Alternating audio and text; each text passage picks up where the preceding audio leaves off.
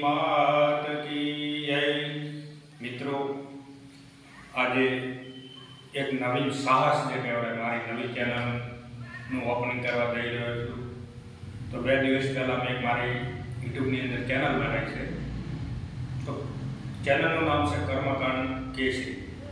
तो कर्मकांड केसरी चेनल महत्व एवं है कि कर्मकांड એટલે આપણા ઋષિ મુનિઓની પરંપરાગત કહેવાય અને કેસરી એટલે આપણા ભગવાન હનુમાનજી।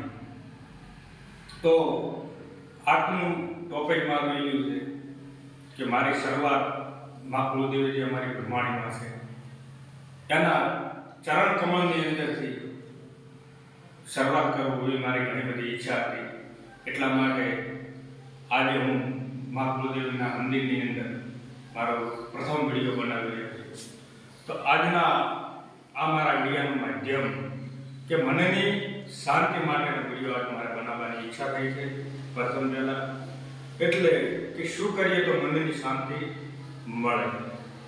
તો હજારો વર્ષો પહેલાં આપણા ગ્રંથોની અંદર, આપણા વેદોની અંદર, આપણા પુરાણોની અંદર આપણા ઋષિમુનિએ કીધેલું છે કે કોઈ ગાડીથી, કોઈ બંગલાથી, કોઈ ધનથી, કોઈ દોલતથી મનને શાંતિ મળતી નથી।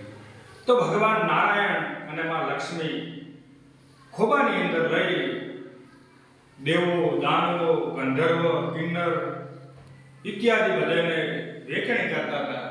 તો કોઈને વરદાન આપ્યું, કોઈને ગાડી આવી, કોઈને બંગલા આવ્યા, કોઈને ઘોડા આવ્યા, કોઈને રજવાડા આપ્યા।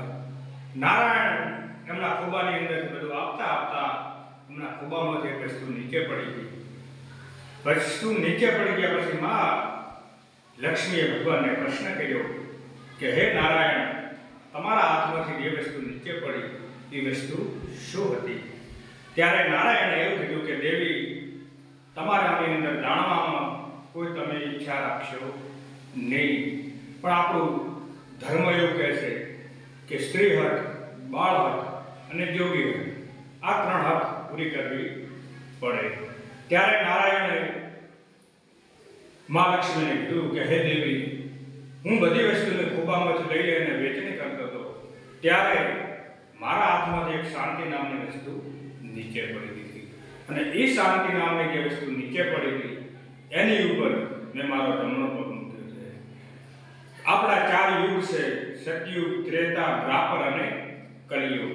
કારણ કે કલિયુગની અંદર લોકો પાસે ઘણું બધું હશે પણ શાંતિ નામની વસ્તુ હશે નહીં। કારણ કે લોકો પાસે ગાડી હશે, બંગલા હશે, ધન હશે, દોલત હશે ઇત્યાદિ બધું હશે, બાકી શાંતિ નામની વસ્તુ હશે નહીં। જ્યારે લોકોને મનની શાંતિ જોઈતી હશે ત્યારે લોકો ભગવાનના નિજ મંદિરની અંદર જશે, એમના ચરણ કમળ સ્પર્શ કરશે। ચરણ કમળને સ્પર્શ કર્યા પછી ત્યારે માનવને મનની શાંતિ મળશે।